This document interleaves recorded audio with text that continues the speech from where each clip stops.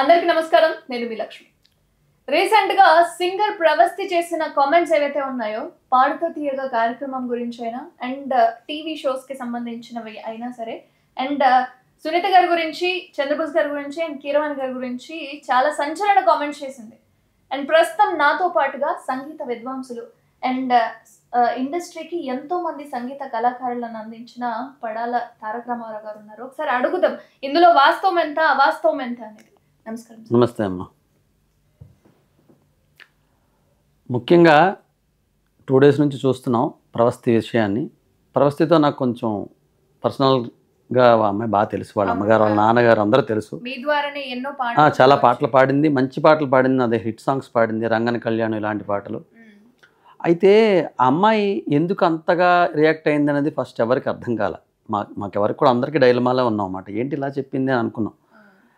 అయితే ఇలాంటి షోల్లోకి వెళ్ళిన తర్వాత ముందు మనం ఇవి ఎలాంటివంటే మనల్ని వదిలేసి వెళ్ళాల్సిన షోస్ ఇవన్నీ కూడా. ఈ అమ్మాయి ఎప్పుడైతే ఆ వాటితో వెళ్తుందో ఇవన్నీ కష్టంగా ఉంటుంది. ఎందుకంటే నేను ఇంతకుముందు కూడా కొన్ని షోస్ గురించి విన్నప్పుడు, ఈ బోల్ బేబోల్ ఇలాంటి వాటికి వెళ్ళినప్పుడు నాకు తెలిసిన వాళ్ళు కూడా చాలామంది ఈ విధమైన బాధలు పడ్డారు. వాళ్ళకి తెలిసిన వాళ్ళని వాళ్ళకి పెట్టుకోవడం, వాళ్ళకి కావాల్సిన వాళ్ళకి కొంత స్పేస్ ఇవ్వటం, ఇలాంటివి జరుగుతాయి. ప్రతి దగ్గర కామన్గా జరిగేవి ఇవి. ఇవే కొత్తగా జరిగినట్టేం కాదు. అలా అని ఈ అమ్మాయి చెప్పిన దాంట్లో కొన్ని వాస్తవాలు ఉన్నాయనిపించింది అందరికీ కూడా. ఫస్ట్ ఒక గాయనికి కానీ గాయకుడికి కానీ ఎవరికైనా సరే స్టేజ్ ఎక్కుతున్నప్పుడు ఒక విధమైనటువంటి ఎంకరేజ్మెంట్ ఉండాలి. డిస్కరేజ్ చేసేటట్టు చూపులు, వాళ్ళని ఏదో తక్కువ చేసేటట్టు మాట్లాడాలు జరిగితే ఆటోమేటిక్గా ఆ పాట చచ్చిపోతుంది. నువ్వు ప్రోగ్రామ్ చేసుకున్నప్పుడు ప్రోగ్రామ్ మీదే ఉండాలి. అప్పుడు ఇవన్నీ మాట్లాడకూడదు. సో ఎప్పుడైతే నువ్వు ప్రోగ్రామ్కి వెళ్ళిన తర్వాత నీ పాట మీద దృష్టి కాకుండా ఇంకా మిగతావన్నీ నిన్ను ఇంపాక్ట్ చేసాయో అప్పుడు నువ్వు ఆటోమేటిక్గా కొంచెం డౌన్ అవ్వచ్చు, అవ్వకపోవచ్చు. ప్రోగ్రామ్ చూడలేదు కాబట్టి మనం ఏం చెప్పలేం. ఇదే కామెంట్స్ అమ్మాయి ప్రోగ్రామ్ బయటకు వచ్చిన తర్వాత చెప్తే వేరేలా ఉంటాయి. అయితే అమ్మాయి నాకు పర్సనల్గా తెలుసు, అమ్మాయి ఎలాంటిదో తెలుసు కాబట్టి అరే ఈ అమ్మాయి ఏంటి అనవసరంగా సడన్గా ఇండస్ట్రీని వదిలేసి వెళ్ళిపోతాను, నాకు అవకాశాలు రాకపోయినా పర్వాలేదు అనేదాకా వెళ్ళిపోయింది అనమాట.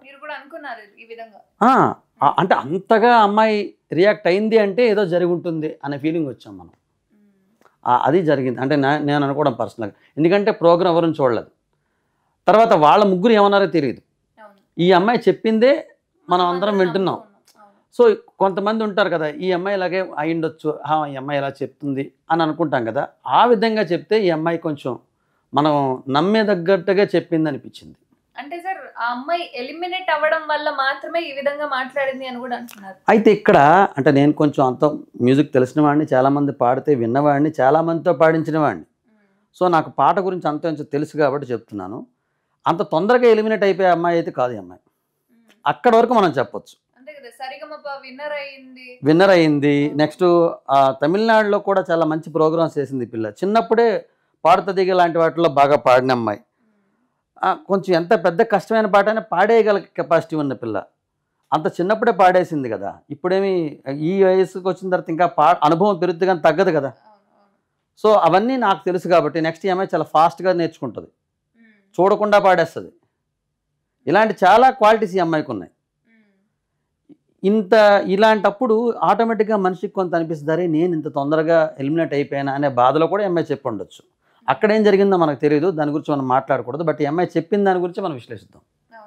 అంటే ఆ అమ్మాయి చెప్పిన దాన్ని బట్టి కావాలని ఎలిమినేట్ అవ్వడం వల్లనే ఈ విధంగా అందరి మీద ఎలిగేషన్ చేస్తుంది అనేది ఒక పక్క అయితే, ఇది ఈ విధంగా ఉంటాయా అసలు ప్రైవేట్ షోస్ ఏవైతే ఉన్నాయో అన్న డౌట్ కూడా చాలా మందికి వచ్చింది. అసలు ఈ కార్యక్రమాల గురించి విషయానికి వస్తే నిజంగా ఇందులో ఎంతవరకు వాస్తవం ఉంది సార్? అంటే టాలెంట్ ఉన్న వాళ్ళని మాత్రమే తీసుకునే సిచ్యువేషన్స్ ఎంతవరకు పరిగణలోకి తీసుకుంటారు? ఇది చాలా రాంగ్ అమ్మా. అసలు మనం మనుషులు ఆలోచించాల్సిన విధానమే కాదు ఇది. ఎలా అంటే ప్రోగ్రామ్ ఎలా డిజైన్ చేస్తారో, ఆడే ఉత్తుని చేయడుగా దేశసేవ చేస్తున్నాడా? ఏ టీవీ వాడైనా దేశసేవ చేస్తున్నాడని చెప్పు. వాడు ఏం చేస్తున్నాడు? వాడు ప్రోగ్రామ్ చేస్తాడు, డబ్బుల కోసం చేస్తాడు. కీరవాణి గారు ఫ్రీగా వెళ్తున్నారా? సునీత ఫ్రీగా వెళ్తున్నారా? చంద్రబోస్ గారు ఫ్రీగా వెళ్తున్నారా? వాళ్ళు డబ్బులు ఇస్తే వెళ్తారు. వాళ్ళని దేశసేవ చేయట్లేదే. ఎవడు దేశసేవ చేయట్లేదు. అక్కడ డైరెక్టర్ దేశసేవ చేయట్లేదు. వీళ్ళెవరు దేశసేవ చేస్తున్నారని ఎవడంటే వాడిని పట్టుకొని తన్నాల్సిందే. వీళ్ళందరూ చేస్తుంది ఎవడు పొట్టగొట్టుకు వాడు బాధలు పడుతున్నాడు. సో దాన్ని వాళ్ళు ఏం చేస్తారు, జనాలు 10 మంది చూస్తేనే వాళ్ళకి డబ్బులు వస్తాయి. జనాలు 10 మంది చూస్తే డబ్బులు వస్తాయి. సో 10 మంది చూడాలంటే ఏం చేయాలో అన్నీ వాళ్ళు చేయాల్సిందే. అంటే ఇప్పుడు వాళ్ళ నోటి ద్వారా వచ్చిన కామెంట్స్ ఏవైతే ఉన్నాయో, అంటే ప్రవస్తి కొన్ని కొన్ని మాటలు చెప్పింది. చంద్రబోస్ గారు ఈ విధంగా అన్నారు, కీరవాణి ఇలా అన్నారు, సునీత ఇలా అనింది అని చెప్పి ఆమె మాటలు అన్నారు. అంటే ఇవన్నీ వీళ్ళ స్క్రిప్ట్సా లేకపోతే వీళ్ళకి ఎవరైనా అందించినవా? ఇక్కడ 2 రకాలు మాట్లాడుకోవాలి మనం. ఈ అమ్మాయి నిజంగా కనుక చంద్రబోస్ గారు అలా అన్నా, లేదా సునీత గారు అలా చూసినా, లేదా కీరవాణి గారు అలా వెళ్ళిపోయినా, ఈ 3 తప్పే. వాళ్ళు పెద్దవాళ్ళైనా సరే మనం ఆక్షేపించాల్సిందే. ఎందుకంటే మనం నిజం మాట్లాడుకుంటే మీరు పెద్దవాళ్ళు కదా, మీరు చాలా లెజెండ్స్ కదా, మీకు ఆ మెచ్యూరిటీ ఉండాలి కదా. ఈ పిల్ల చిన్నపిల్ల ఎఫెండ్ అవుద్దా అనే జ్ఞానం ఉండాలిగా మామూలుగా అయితే. సో అలా జరిగిందో లేదో మనకు తెలియదు, మనం ఎపిసోడ్ చూడలేదు, తెలియదు. బట్ ఈ అమ్మాయి చెప్పినంత వరకు అలా గనక జరిగితే అది వాళ్ళ అంతరాత్మకు తెలుస్తుంది, వాళ్ళు బాధపడాల్సిందే ఈ విషయంలో. ఎందుకంటే మంచి సింగర్ని మీరు ఇండస్ట్రీకే దూరం చేసేటట్టుగా మీ ప్రవర్తన ఉంది అక్కడ. అదొకటి మనం మాట్లాడాల్సిన విషయం. రెండోది ఈ స్క్రిప్ట్ ఇచ్చేవాళ్ళు. ఇప్పుడు వీళ్ళు స్క్రిప్ట్ ఏదైతే రాసిస్తున్నారో ఈ డైరెక్టర్స్ వీళ్ళు, వాళ్ళు ఒక స్క్రిప్ట్ చేసుకున్నప్పుడు సింగర్స్ ఎందుకు పెట్టడం, ఆర్టిస్టులు పెట్టుకొని చేసుకోవచ్చు కదా. సింగర్స్ సెన్సిటివ్గా ఉంటారు. ఆర్టిస్టులు అనుకోండి మీకు బురదలో పడమ్మా, ఓకే బురదలో పడిపోతా సార్. సంగీతం అనుకున్న చేసిన వాళ్ళు సంగీతం వాళ్ళు కొంచెం సెన్సిటివ్గా ఉంటారు. ఈవెన్ సునీత గారు సెన్సిటివ్గా ఉంటారు, కీరవాణి గారు సెన్సిటివ్గా ఉంటారు, చంద్రబోస్ గారు సెన్సిటివ్, ఎవరైనా మ్యూజిక్ వాళ్ళు కొంత సెన్సిటివ్గా ఉంటారు. వాళ్ళు అంత తొందరగానే రియాక్ట్. ఇప్పుడు వీళ్ళు కూడా బాధపడుతుంటారు ఏంటి అమ్మాయి చెప్పింది అనేసి. కానీ విషయం ఏంటంటే ఎప్పుడైతే ప్రోగ్రామ్ నువ్వు చేస్తున్నావు అనుకుంటున్నావో ఆ ప్రోగ్రామ్కి సంబంధించిన డైరెక్టర్ ఎవరైతే ఉన్నారో వాళ్ళకి సింగర్ని గట్టి పిలవకూడదు, ఆర్టిస్టులను పెట్టి. ఎలాగ ఇప్పుడు చాలా ప్రోగ్రామ్స్లో పాడుతున్నారు కదా, ట్రాక్ వేయడం వీళ్ళు పాడినట్టు నటించడం. ఎవడు పాడటం లేదు, ఎవరికి దమ్ము లేదు. ఒక గంట సేపు కరెక్ట్గా కూర్చొని పాడే దమ్ము ఒక మహా అయితే ఇక్కడ ఉన్న సింగర్స్లో 8 మందిని తీసేస్తే ఎవరికి లేరు. గట్టిగా గంట సేపు కూర్చొని వాడిని ఒక్కడిని పాడమంటే ఒక్కడు పాడలేడు. ఒక 8-9 మంది మహా అయితే 10 మందిని తీసేస్తే 11వ వాడిని వచ్చి ఒక గంట సేపు ఒక్కడో పాట అంటే ఆ ఒక్కడ పాట వాళ్ళ ఇంట్లో వాళ్ళు కూడా వినలేరు. అంత గొప్ప గాయకులు అందరూ. ఈ గాయకులందరూ కూడా ఒక గంట సేపు తర్వాత ఇంకో పావు గంట పాడంటారా అంటే ఎవడు వాళ్ళ ఇంట్లో వాడు కూడా వినలేడు. వీళ్ళు ఒక పాట పాడితే రెండో పాటకి మళ్ళీ ట్రాక్ ఉండాలి, ఆ 2 పాటల తర్వాత గ్యాప్ ఉండాలి, ఆ 3వ పాట మళ్ళీ పాడలేదు, గొంతు పోతుంది. అన్ని పిల్లి వాయిస్లే. ఎవరికి ధైర్యంగా ఒక పాట మైక్ లేకుండా ఒక్కడిని పాడమని చూద్దాం, ఎవడు పాడలేడు. తిరిగి మైక్ సెన్స్ ఉండాలండి అని మాట్లాడతారు వీళ్ళంతా. మైక్ లేకుండా ఒక పాట పాడి అవతలవాడికి కూడా వినిపించదు, ఎందుకంటే అని పాడతారు అందరూ కూడా. ఓపెన్గా పాడే ఛాన్సులు లేవు వాడికి. సో వీళ్ళందరూ కూడా పాట గురించి మాట్లాడేస్తున్నారు. ఇప్పుడు మనం ఏం చేయలేం. పాట గురించి తెలియని వాళ్ళు ఇప్పుడు జడ్జిలు ఎలా అయిపోయారంటే ఎవడికి పేరుందో వాడిని తీసుకొచ్చి జడ్జి పెడతారు. అసలు సంబంధం లేదు వాడికి పాట గురించి. జడ్జి అంటే ఎలా ఉండాలంటే నువ్వు అక్కడ కూర్చున్నప్పుడు ఆ అమ్మాయి తప్పు పాడింది అనుకో, ఆ పాట ఇలా పాడాలని చెప్పగలిగే కెపాసిటీ నీకుంటే జడ్జిగా కూర్చో.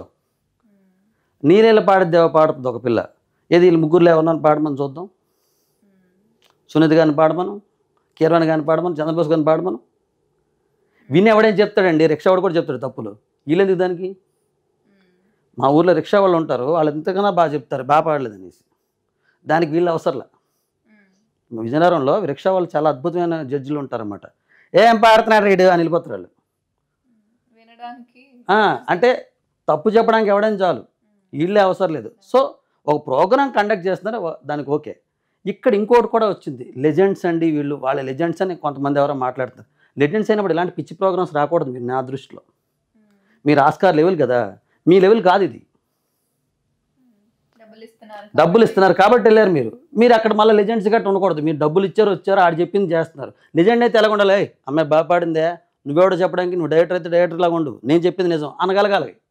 అది లెజెండరీ. అంతేగాని ఆడేం చెప్తే నాకు సంబంధం అనేది వెళ్ళిపోయిన లెజెండరీ ఎలాగ అవుతాడు. ఇప్పుడు జరుగుతున్న ఈ షోస్ అన్నీ కూడా ఇలా ఉన్నాయి. అంటే జడ్జికి వాళ్ళ తలక స్థాయిని మర్చిపోయి డబ్బులు ఇస్తున్నారు కాబట్టి ఆలోచి కూర్చుంటున్నారు. అక్కడ కూర్చొని పాటల దగ్గర మీరు చూడండి వ్యక్తులు వేషాలను వేస్తున్నారు. బాలుగారు ఉన్నప్పుడు ఇలాంటివి జరిగేవా? పాడుతా తీయగా ఇప్పుడు పాడుతా చేదుగా అయిపోయింది మా దృష్టిలో. ఒకప్పుడు పాడుతా తీయగా, ఇప్పుడు పాడుతా చేదుగా, సప్పగా, ఉప్పగా అయిపోయిందనమాట.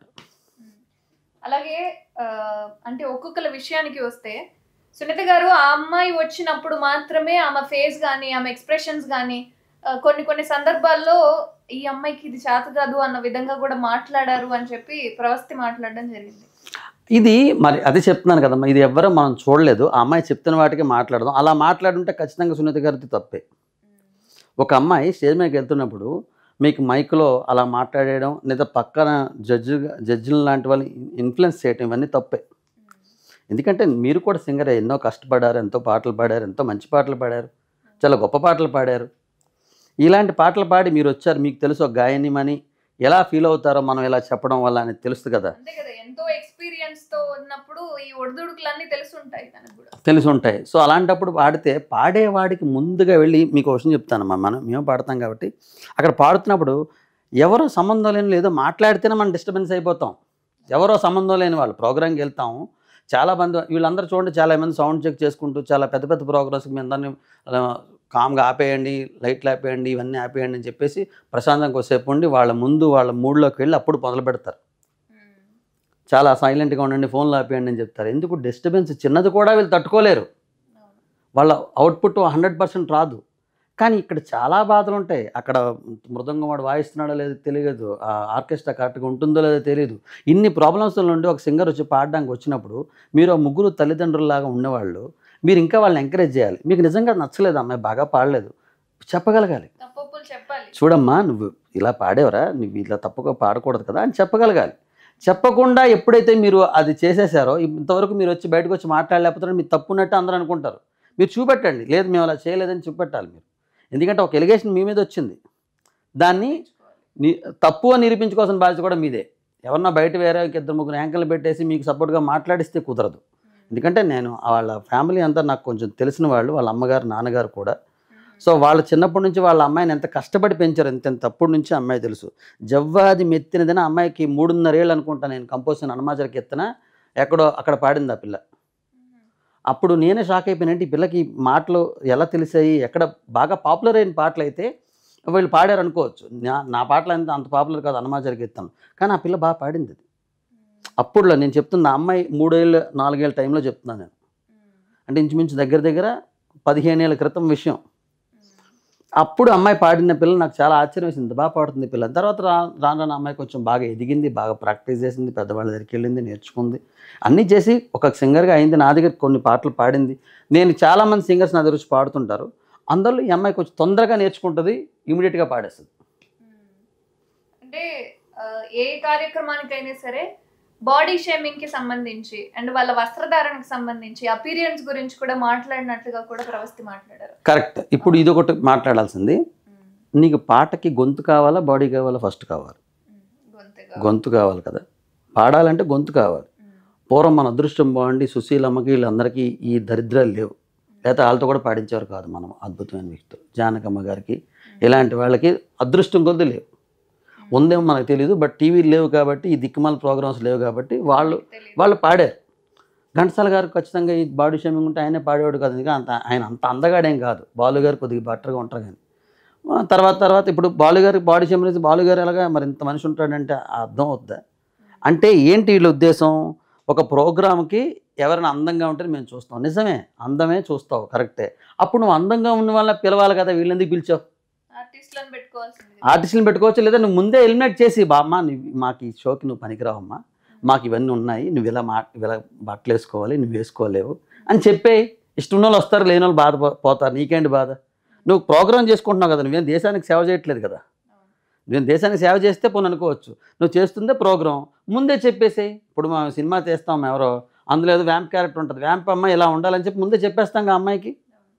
చెప్పేసి అమ్మాయి ఇలాంటి ఉంది నువ్వు చేస్తావంటే అది చేస్తాం సార్ అంటారు, లేకపోతే లేదని ఇస్తారు. అలా నువ్వు ప్రోగ్రామ్ చేస్తున్నాడు, మాకు ఇలాంటి బట్టలు వేసుకోవాలి, మాకు ఇలా బాడీ ఉండాలి, కొంచెం లావుగా ఉన్నవాళ్ళు ఇలా ఉండేవాళ్ళు మాకు వద్దు, మాకు ఇలాంటి బట్టలు వేసుకునే వాళ్ళు కావాలి, చెప్పేసేయండి ముందే. వీళ్ళు రారు, ప్రోగ్రామ్ మీదే కదా, గొడవ లేని పని. అది లేకుండా వచ్చిన తర్వాత వాళ్ళని డిస్కరేజ్ చేయడం, వాళ్ళ ముందే తీసేద్దాం అనుకోవటం, ఇవి తప్పు. ముందే చెప్పే, నీకేం కావాలో చెప్పు, నీ ప్రోగ్రామ్ అది, నువ్వు నచ్చితే తీసుకెళ్ళి పో. నువ్వు కీరవాణి గారిని పెట్టుకున్నావు కానీ ఇంకెవరిని పెట్టుకోలేదు కదా. ఎందుకు కీరవాణి గారికి ఆస్కార్ వచ్చింది, చంద్రబాబు గారికి ఆస్కార్ వచ్చింది, సునీత గారు పెద్ద సింగర్. నిజంగా బాగా పాడేవాళ్ళు, సంగీతంలో మెళకువలు చెప్పేవాళ్ళు, బాగా చేసేవాళ్ళు పెడితే నువ్వు ఎందుకు పెట్టవు? ఫేమ్ లేదు, నువ్వు ఫేమ్ ఉన్నవాడే పెట్టుకుంటావు. నువ్వు నువ్వేదో మేమేదో దేశాన్ని ఉద్ధరిస్తున్నట్టు మాట్లాడడం ఫస్ట్ తప్పు. వీళ్ళు ఎవరు దేశాన్ని ఉద్ధరించడం లేదు. అందరూ ఎవరి డబ్బులు ఆడి కోసం చేస్తున్న పనులు, ఆ టీఆర్పీలు పెంచుకోవడం కోసం ఇవన్నీ జరుగుతున్నాయి. ఏది మా బాడీ షేమింగ్ కానీ, లేదంటే నువ్వు ఈ డ్రెస్ వేసుకోవాలి, ఇలాగే ఉండాలి, నువ్వు ఇలా ఉండాలి, ఇవన్నీ కూడా దానికోసం జరుగుతుంది. హాయిగా నువ్వు ఇప్పుడు నేను సంగీతం పాడుతున్నప్పుడు ఇలా వెళ్తానమ్మా, నేను మామూలుగా ఇలాగైనా వెళ్తాను, నా ఇష్టం అది. సంగీతం పాడుతున్నాడు నేను ఎలా వెళ్తాను, లేదా దేని గురించి మాట్లాడాలనుకున్నప్పుడు ఎలా వెళ్తాను, నేను మామూలుగా నాకు నచ్చినట్టు. అలాగా పాడుతా తీగకు ఒక శాండిటీ ఉందే, అది పోయింది. ఒకప్పుడు పాడుతా తీగకు ఒక శాండిటీ ఉండేది, ఇప్పుడు పాడుతా చేదుగా, చెప్పాను కదా, ఉప్పగా సప్పగా అయిపోయింది. అంటే బాలు గారి కొడుకు చరణ్కి ఇదంతా తెలియదు అంటారా? అంటే తెలిసిన వాళ్ళు ఏం చేస్తారు, వాళ్ళు కూడా డబ్బులు కావాలి కదా. చరణ్ గారికి పాపం చాలా కష్టాలు పడి ఆయన బాధలు ఆయన పడుతున్నాడు. ఆయనకేవో బోల్డ్ కేసులు ఏవో ఉన్నాయని అనుకుంటుంటారు. ఆయన బాధలేవో ఆయన పొట్ట తిప్పలు ఆయన. ఇక్కడంతా ప్రోగ్రాం చేస్తున్న వాళ్ళదే తప్పమ్మా. వీళ్ళు ప్రోగ్రాం చేసేవాళ్ళు నిజాయితీ ఉండాలి. జడ్జి గారికి ఇచ్చారా, జడ్జిమెంట్ మీరు కరెక్ట్గా ఇవ్వండి సార్, మాకేం సంబంధం లేదు అన్నట్టు ఉండాలి. కానీ ముందే వీళ్ళు ఎవరితో మాట్లాడేసేసుకొని నీకు ఎంత ఇస్తావు, నువ్వు మాకెంత ఇస్తావు అనే బ్యాచ్ ఇదంతా కూడా. ఎవరు నిజాయితీగా చేస్తున్నారు చెప్పండి?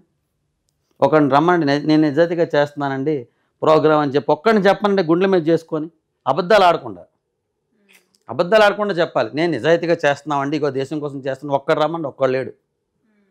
మళ్ళీ వీళ్ళేం పాడిస్తారు, అద్భుతంగా పాడించేస్తారంటే అవే పాటలు, మా చిన్నప్పటి నుంచి పాడుతున్న అవే పాటలు వీళ్ళు 20-30 సార్లు ప్రాక్టీస్ చేసుకుని అక్కడికి వచ్చి పాడతారు. దానికి మళ్ళీ 10 సార్లు గొడవలు. నేను పాడిన పాట ఒకటి, ఈ అమ్మాయికి చాలా బాగుంటే ఒక పాట ఉంటుంది, అది ఎవడో వీడికి నచ్చిన ఒక అమ్మాయి తీసేసుకుంటుంది. వెంటనే వీడికి నచ్చని పాట ఒకటి ఈ అమ్మాయికి ఇచ్చేస్తాడు. ఫేవర్గా లేదు కాబట్టి. అది కామన్. ఇప్పుడు నాకు నచ్చిన అమ్మాయికి నేను ఇస్తాను, ఇంకోటి నచ్చిన అమ్మాయికి ఆడిస్తాడు, ఇంకొక అబ్బాయికి నచ్చుతాడు, వాడికి నచ్చుతాడు. అబ్బాయి వీడి వాయిస్లో ఈ పాట బాగుంటుందని వీడు ఫిక్స్ అయిపోతాడు. జడ్జి చెప్పినా నమ్మడాడు. లేదండి చాలా బాగుంటుంది. చాలామంది ఈ రోజుల్లో ఒక దరిద్రం ఏంటంటే, ఎవడికి డబ్బు ఉందంటే ఆడేం చెప్తే అది నమ్ముతున్నారు. ఎవడు ప్రొడ్యూసర్ అయితే ఆడు ప్రొడ్యూసర్ ఏం చెప్తే అదే నిజం. ప్రిన్సిపాల్ అనుకో, ఆ ప్రిన్సిపాల్ ఏం చెప్తాను ఆవిడకి సంగీతం తెలియాల్సిన అవసరం లేదు. ఇంకెవరో ఉంటారు, వాళ్ళకేం తెలియదు, వాళ్ళ సంగీతం గురించి ఏం లేదు, వాడికి ఏం చెప్తే అదే. అంటే నువ్వు సంగీతం గురించి నీకేమీ తెలియకుండా, పాట గురించి నీకేమీ తెలియకుండా, నువ్వు పాట ఎలా పాడాలో, ఏ పాటలు పాడాలో రాయడానికి ఒక ప్రోగ్రామర్ ఉంటున్నాడు, వాడికి పాట గురించి తెలియదు. ఇది జరుగుతుంది ఇప్పుడు. దానివల్ల ఇన్ని గొడవలు వస్తున్నాయి. సునీత గారు కానీ, చంద్రబోస్ గారు కానీ, కీరవాణి గారు కానీ ఆ అమ్మాయి చెప్పినట్టుగా ప్రవర్తిస్తే అది వాళ్ళ అంతరాత్మకు తెలుస్తుంది, వాళ్ళు బాధపడతారు. ఓకే. తర్వాత అక్కడ ప్రోగ్రాంలో జరుగుతున్నప్పుడు ఆ ప్రోగ్రాంలో ఏం జరుగుతుందో వీళ్ళ డైరెక్టర్ ఎవరైతే చెప్తున్నారో వాళ్ళు చెప్పినట్టే వీళ్ళు వినాలి. అంటే ఈ అమ్మాయిని తీసేయండి, తీసేయాలి. ఎందుకు తీసేయాలంటే దానికి ఒక కామెంట్ పెట్టాలి, లేనిదేనే పెట్టాలి. ఇప్పుడు క్రియేట్ చేయాలి. ఇప్పుడు చంద్రబోస్ గారు ఆర్ద్రత అన్నారండి. ఆర్ద్రతగా పాడడం అంటే ఆ అమ్మాయి పాడితే నీకు అనిపించకపోతుంది, నాకు అనిపిస్తుంది. అప్పుడు ఆ అమ్మాయి తప్పెలాగవుద్ది? నీకు ఆ ఫీల్ లేదేమో. ఆర్ద్రత ఎప్పుడు కూడా వినేవాడి బట్టి కూడా ఉంటుంది. 100 మంది ఉంటే అందరికీ ఆర్ద్రత ఒకేలా కనిపించేది. ఎవడికి వాడి హృదయంలో బాధ ఉంటే వాడికి చాలా ఆర్ద్రత ఇచ్చి ఏడిచేస్తాడు. ఒకడే ఏంట్రా పాడుతున్నాడు అనుకుంటాడు. అది ఆడి ప్రాబ్లం, నీ ప్రాబ్లం కాదు. అమ్మాయి పాట పాడినప్పుడు ఆర్ద్రత ఉందనుకో, అప్పుడు మీకు దెబ్బ అయిపోతారు. ఒక మాట చెప్పేసేటప్పుడు ఆ అమ్మాయి నిజంగానే ఆర్ద్రతతో పాడింది అనుకోండి, అప్పుడు మీరు దెబ్బ అయిపోతారు. నిజంగా ఆర్ద్రత లేకుండా పాడితే అప్పుడు మీరు అన్న మాటకి ఒక పద్ధతి వస్తుంది. కానీ ఒకవేళ కానీ బాగా పాడింది అనిపించింది అనుకోండి, ఏంటి అలా చెప్పాడు అని అనుకుంటారు. మీరేం చెప్పాలి అంటే, చంద్రబోస్ గారు లాంటి వాళ్ళు సాహిత్యం తప్పైతే సాహిత్యం చెప్పాలి. నేను సాహిత్యం వాడినమ్మా, సంగీతం గురించి వెళ్ళి జరగండి అనేస్తే గొడవ ఉండదు. సంగీతం గురించి కూడా వీళ్ళకి ఏం తెలుసు అనే మాటకు వస్తే, సునీత గారు పాడిన పాటలు అన్నీ కూడా ఈ వేళలో నేను పాటలే కదా, ఈ వేళలో ఈ పాటలే కదా ఆవిడ ఎక్కువ పాడింది. మరి ఆ పాటలకి ఏం జడ్జిమెంట్ కాదు కదా, ఏ పాట పాడినా ఆవిడ జడ్జిమెంట్ ఇవ్వగలరు కదా. అందుకనే కదా ఆవిడని పెట్టారు. మరి వాయిస్లు బాగాలేవో సంథింగ్ ఇలా చెప్పేసేటప్పుడు ఆ అమ్మాయి వాయిస్ బేస్ పలకదు అని మీరంటే, అమ్మాయికి బేస్ పలికేటట్టు చేయాలి కదా మీరుండి.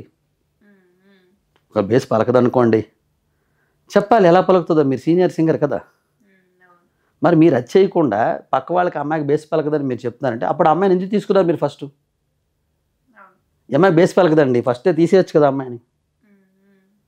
అంటే మీ ప్రోగ్రామ్కి ఎంతవరకు కావాలో అంతవరకు కావాలి, తర్వాత వద్దు అన్నట్టు ఉందిగా. ఎలిమినేట్ చేశారుగా. అంటే అమ్మాయి ఏం వేళ వచ్చి మైక్ పట్టుకొని పాడుతుంది, ముందే మైక్ పట్టుకొని పాటలా చాలా పాడింది, అప్పుడు తెలియదు మీకు అమ్మాయికి బేస్ లేదని. అమ్మాయి పాడుదానికి వచ్చినప్పుడు మీకు తెలిసిందా బేస్ లేదని? ఇవన్నీ మాట్లాడుకుంటే ఒకసారి మనకి కొంచెం ఆలోచిస్తే తెలిసిపోద్ది. అంటే సార్ ఇప్పుడు ఇండస్ట్రీలో ఇవన్నీ జరగడం అనేది సర్వసాధారణం అయిపోయింది. అంతే. కానీ ఈ ప్రవస్తి అనే అమ్మాయి, సింగర్ ప్రవస్తి బయటకు వచ్చి నాకు ఇలా జరిగింది పలానా వ్యక్తులు, అంటే సాధారణమైన వ్యక్తులు కూడా కాదు, సునీత మీద, చంద్రబోస్ గారి మీద అండ్ కీరవాణి గారి మీద చాలా పెద్ద ఎలిగేషన్ వేసినట్టే వీళ్ళు. నేను ఒక్క మాట చెప్తానమ్మా. అదొక ప్రోగ్రాం. ఆ ప్రోగ్రాంలో ముగ్గురు జడ్జిలు వాళ్ళ గొప్పలు ఏంటి నాకు చెప్పు. ఆ ముగ్గురు వల్ల అమ్మాయికి అన్యాయం జరిగింది. వాడు ఎవడైతే ఏంటి? అదే కదా. అంటే నువ్వు చెప్తున్న మాటలు వీళ్ళు చాలా గొప్పవాళ్ళు అంటుంటే, వాళ్ళు ఎప్పుడైతే జడ్జిమెంట్కి వచ్చేసారో వాళ్ళు గొప్పలు కాదు. ఎందుకంటే వాళ్ళు ఇంకోటి కమ్ముడిపోయారు. ఇంకోటి ఏం చెప్తుంది వినాలి వాళ్ళు.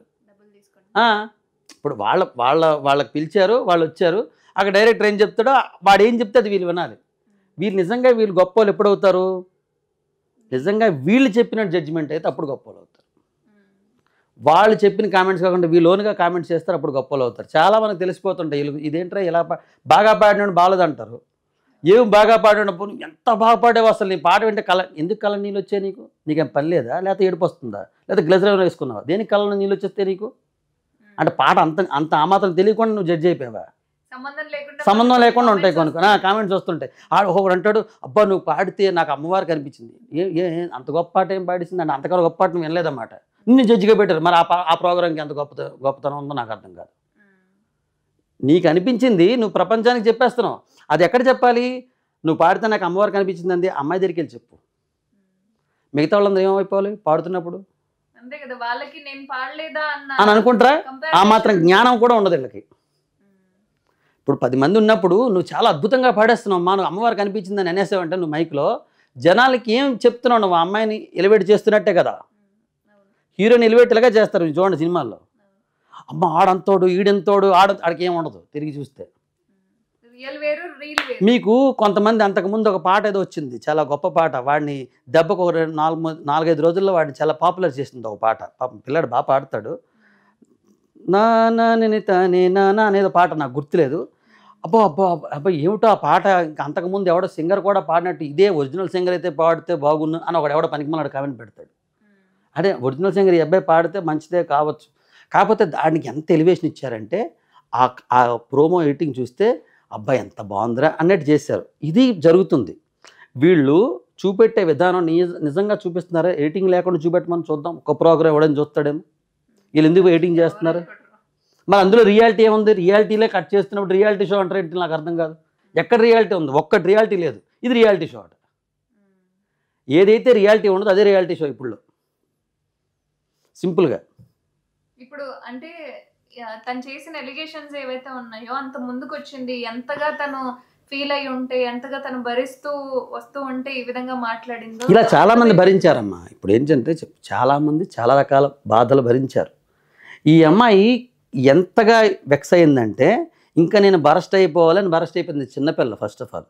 ఇదే అమ్మాయికి ఒక 25 ఏళ్ళు దాటితే ఈ టైప్ ఆఫ్ ఉండదు, కొంచెం మెచ్యూరిటీ వచ్చేస్తుంది. ఫ్రాంక్లీ ఈ అమ్మాయి ఏంటంటే పాపం చెప్పేవాళ్ళు లేక అమ్మాయి కెరీర్ ఇప్పుడు వీళ్ళందరూ కామను. నువ్వు ఎప్పుడైనా సరే ఒక బయటకు అడుగు వేసిన తర్వాత రాయి వేసేవాడు ఉంటాడు, ముళ్ళు వేసేవాడు ఉంటాడు, పువ్వులు వేసేవాళ్ళు చాలా తక్కువ ఉంటారు. భరించాలి. ఆ భరించే శక్తి పాపం ఇంకా పిల్లకి రాలా, అందుకే బయటకు వచ్చింది. దీనివల్ల కూడా ఒక మంచి జరిగింది అనుకుందాం కొద్దిసేపు. ఇక మీదటైనా రియాలిటీ షోల్లో అమ్మ మనం ఇలా ఉంటే డేంజర్ రా అని జడ్జిలు మారుతారు. ఇప్పుడు నాలాంటి ఎవడో చెప్తే అమ్మ వీడు తిడుతున్నాడు రా మనల్నైనా డైరెక్టర్లు మారుతారు. అలా మారుతారు అనుకో మనం. ఇది నిజం కదా. ఇప్పుడు వాళ్ళు నిజంగా వాళ్ళది కాదంటే నాతో మాట్లాడమని చూద్దాం. ఇప్పుడు వాళ్ళది కాదు, ఇప్పుడు జడ్జి డైరెక్టర్ వచ్చి స్క్రిప్ట్ ఇవ్వకుండా చేస్తుందంటే నిజంగా గ్రేటే ఆ షో. కానీ ఏ షో అలా జరుగుతుంది చెప్పమని నాకు. మధ్యలో ఎందుకు ఆపేరా? బాగా రాకపోతే ఆపుతారు. రియాలిటీ షో అంటే మొదలెట్టిందా తాపకూడదు. తప్పు వస్తే తప్పు పాడు, తప్పు పాడాగా ఇప్పుడు నిలబెట్టి చేయి అంటే నీకు జనాల కోసం పాట బాగా రావాలి. కానీ తప్పు పాడిన విషయం అప్పుడు తెలుస్తుంది నీకు. అదే తను కూడా చెప్పింది కొన్ని సందర్భాల్లో లిరిక్స్ మర్చిపోయిన వాళ్ళు ఎంత బాగా పాడావు అని చెప్పి ఎంత బాగా ఆ లిరిక్స్ ఇప్పుడు లిరిక్స్ మర్చిపోతారు. వాళ్ళని ఎంత బాగా పాడేవంటారు అంటే పాట గురించి చెప్తారు, లిరిక్స్ గురించి చెప్పరు. ఎందుకంటే లిరిక్స్ గురించి చెప్తే ఆ అమ్మాయిని ఆపేయాలి. మైనస్ చేసిన వాళ్ళు అవుతారు. ఇక్కడ ఏంటంటే ఫేవరిజం అమ్మ. పక్కగా ఎవరికి ఫేవరిజం ఉంటుందో వాళ్ళు కొంచెం ఎలివేట్ చేస్తారు. ఇది ఖచ్చితంగా ప్రతి మనిషిలో ఉంటుంది. అది తప్పని అన్నాం, బట్ అది పాలు ఎక్కువైపోకూడదు. ఇలాంటి వాటిలో జరగకూడదు. నీకు ఫేవరిజం ఉందా? అమ్మాయిని ఎలిమినేట్ చేసి లిరిక్ తప్పున అమ్మాయిని తీసుకెళ్ళి ఇంట్లో వెళ్ళి స్టూడియోలో పాడించుకో మంచి పాట. అది ఫేవరిజం. వాళ్ళకి ఛాన్స్ ఉంది కదా. ఉంది కాబట్టి. కానీ అక్కడ ఏంటి జరుగుతుంది, అక్కడ ఎవడైతే నిజాయితీగా ఉన్నాడో వాడికే ఇస్తున్నప్పుడు నీ నిజాయితీ నిలబడుతుంది. అక్కడ ఎవడైతే తప్పు చేశాడో లిరిక్ తప్పు బాగా పాడావు కానీ లిరిక్ తప్పు పాడేసావు అబ్బాయి కుదరదు అని చెప్పగలగాలి నువ్వు యాజ్ ఎ జడ్జ్. అంటే సార్ ఇప్పుడు ఆ అమ్మాయి పరిస్థితి ఏంటంటారు ఇండస్ట్రీలో? అంటే ఆస్కార్ విన్నర్ అయిన వాళ్ళని కూడా ఈ విధంగా మాట్లాడింది. ఆ అమ్మాయికి ఛాన్సెస్ వచ్చే అవకాశం ఉందా? ఇండస్ట్రీలోకి మళ్ళీ ఆహ్వానిస్తారా? ఏంటి ఎందుకు ఆహ్వానించరు? ఇప్పుడు అమ్మాయి ఆస్కార్ విన్నర్ అంటే ఏంటి? నా ఉద్దేశం ఆస్కార్ చాలా గొప్పదనా ఏంటి అంటే నా ఉద్దేశం, నాకు తెలియక అడుగుతాను. చాలాసార్లు 3 సార్లు అన్నా ఆస్కార్ విన్నర్ అని. ఎవరు ఆస్కార్ విన్నర్ ఇందులో? కీరవాణి గారు అండ్ చంద్రబోస్ గారు వాళ్ళిద్దరూ ఆస్కార్ విన్నర్సే.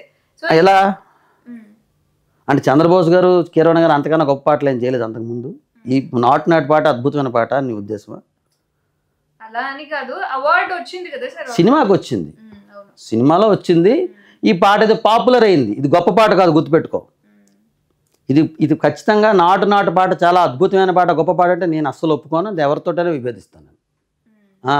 అంతకన్నా గొప్ప పాటలు కీరవాణి గారు చాలా గొప్ప పాటలు చేశారు. అంతకన్నా గొప్ప పాటలు చంద్రబోస్ గారు రాశారు. ఇది పిచ్చి పాట నన్ను అడిగితే. దానికి వచ్చింది, మనం ఆనందపడదాం దానికోసం. ఆ పాటతో పోల్చుకుంటే ఇది పిచ్చి పాట.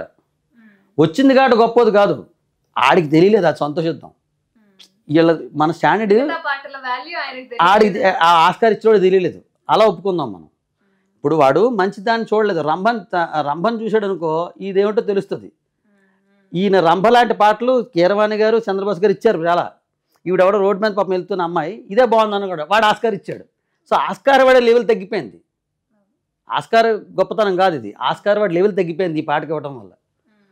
అదే కీరవాణి గారికి కానీ ఇంకెవరికి కానీ ఇంకా మంచి పాటకి ఇచ్చుంటే దానికి ఇచ్చుంటే అబ్బా మంచి పాటకి ఇచ్చారు ఆస్కార్ అనేవాళ్ళం మనం.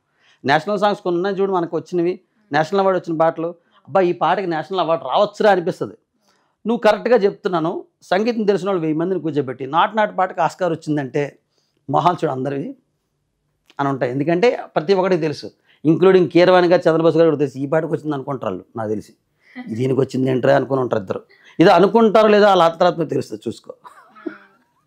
ఎందుకంటే యాజ్ ఎ మ్యూజిషియన్ నాకు తెలుస్తుంది కదా ఈ పాటకు వచ్చింది ఎట్రా ఆస్కారు. సర్లే నేనుగా చాలామంది అనుకున్నాం, ఎందుకు అబద్ధాలు.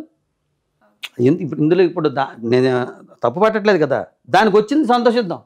తెలుగు పాట కదా గౌరవం వచ్చింది, ఇలా ఆనందిద్దాం, అంతవరకు ఓకే. కానీ అది గొప్ప పాట, దానికి ఆస్కార్ వచ్చింది కాబట్టి వీళ్ళు గొప్పవాళ్ళు కాదు, వీళ్ళు ముందే గొప్పవాళ్ళు.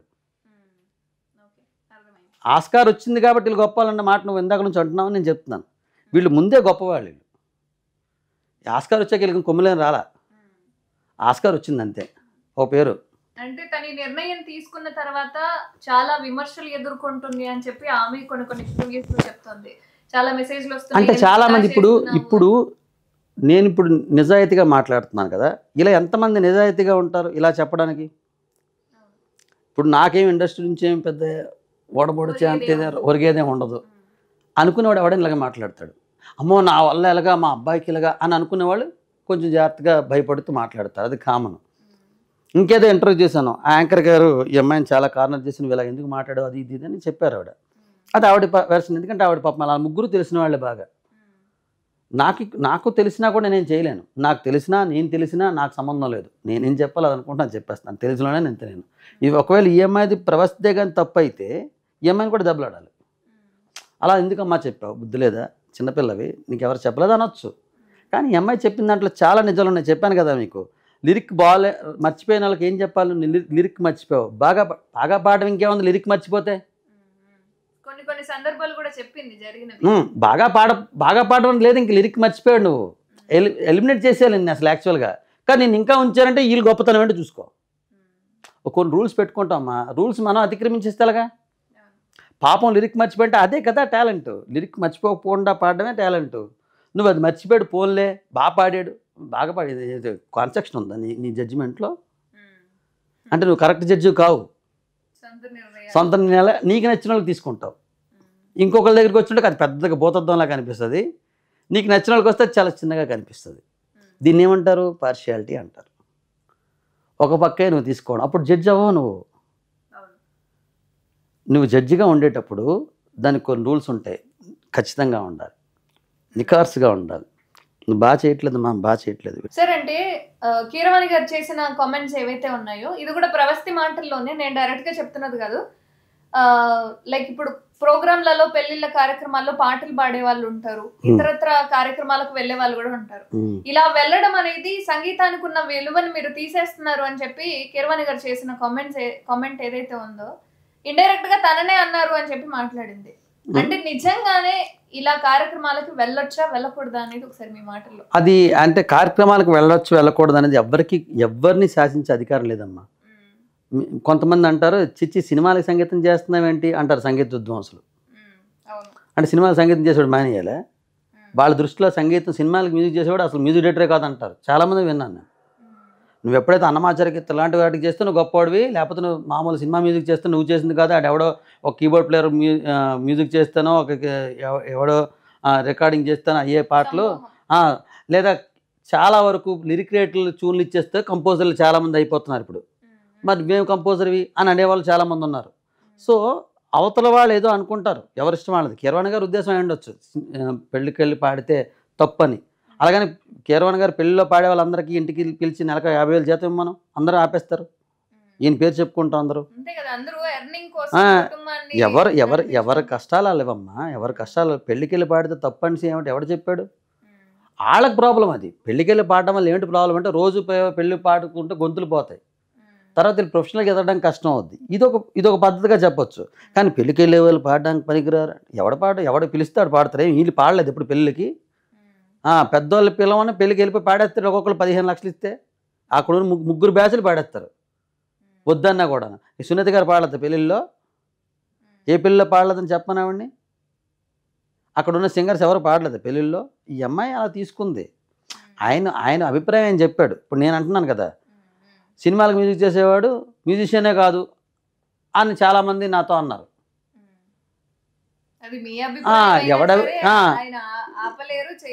చేయకుండా ఉండలేరు కదా. అలాగే అమెరికా వెళ్ళి పాడడం ఏంటి అంటాడు ఇంకోడు. అమెరికా వెళ్ళి ఎవడిష్టం ఆడిది.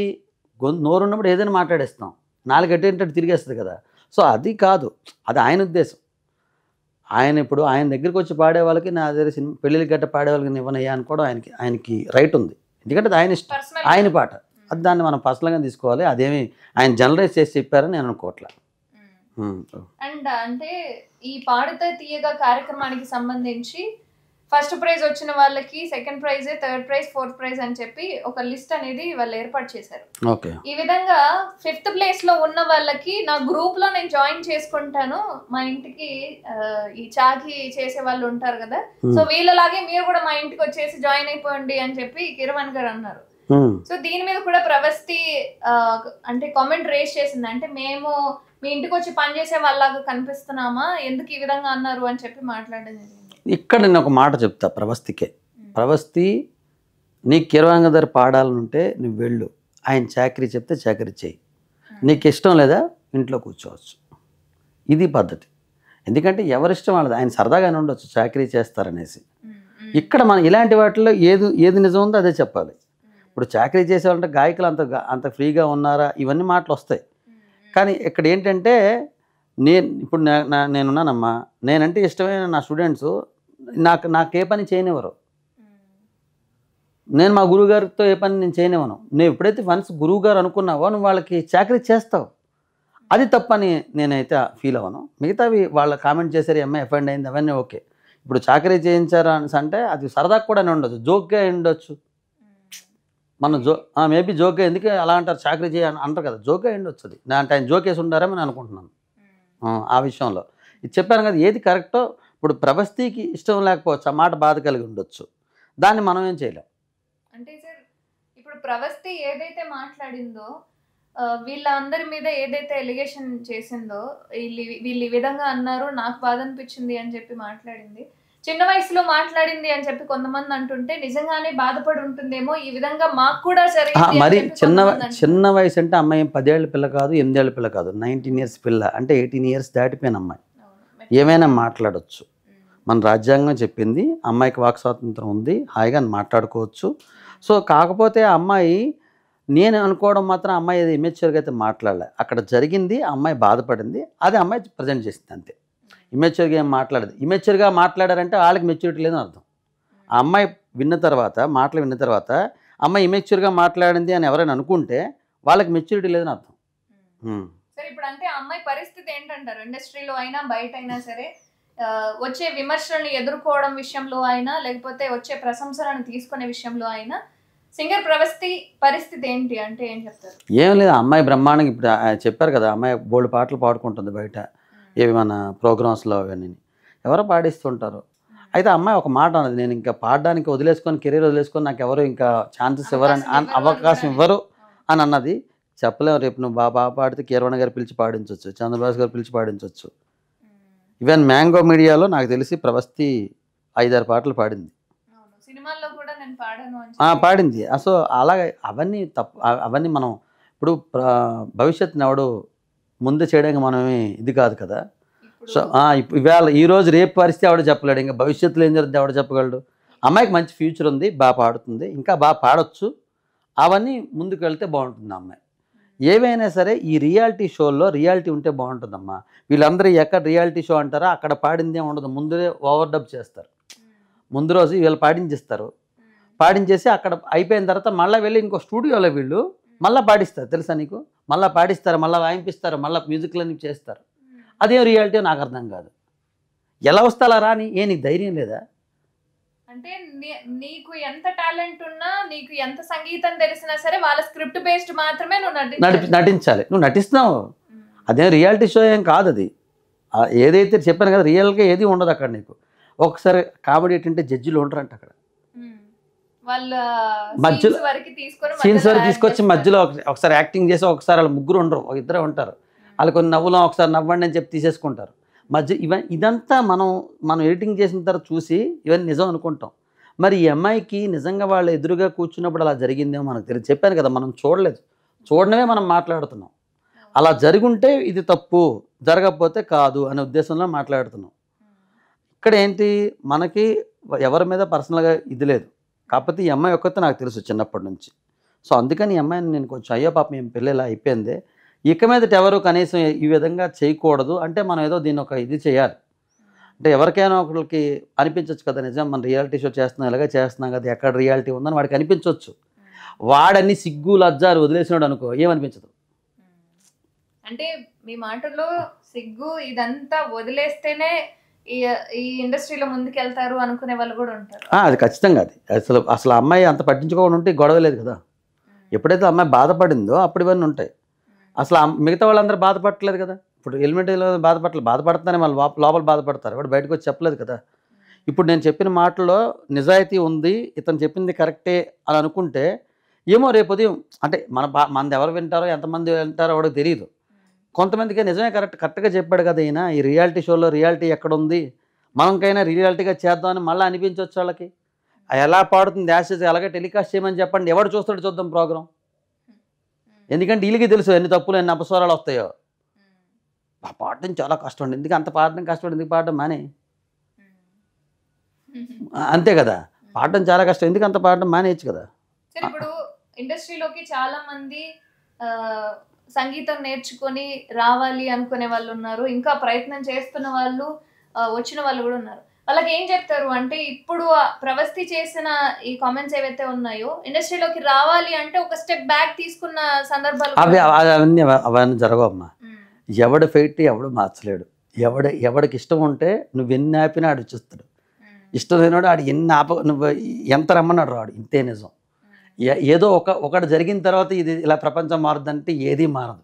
అలాగైతే చాలా మారిపోవాలి, అలాగే ఏవి జరగవు. ఇప్పుడు సినిమాలన్నీ హిట్ అయిపోతున్నాయా? కీరవాణి గారి సినిమాలన్నీ హిట్టా? చంద్రబోస్ గారు రాసిన పాటలన్నీ హిట్టా? ఏదో పాట హిట్ అవుద్దో వాళ్ళు నిలబడిపోతారు. అంతకన్నా అద్భుతంగా రాసిన పాటలు హిట్ అవ్వవు. ఈయనకన్నా గొప్ప రైటర్స్ ఉంటారు, ఈయనకన్నా గొప్ప మ్యూజిక్ డైరెక్టర్స్ ఉంటారు, వాళ్ళు హిట్ అవ్వరు. ఏం చేస్తాం? ఇది ఫెయిత్ తప్పించి నువ్వేదో ప్రవస్తి అందని ఎవడికి వెనక్కి వెళ్ళిపోడు, ప్రవస్తి వచ్చిందని ఎవడు ముందుకు వచ్చాడు. అవన్నీ జరిగిన పనులు. ఇది ఎవడు ఏం చెప్పినా మనిషికి వాడికంటూ ఒక విచక్షణ ఉంటుంది, అదే పనిచేస్తుంది. థ్యాంక్ యూ అమ్మా.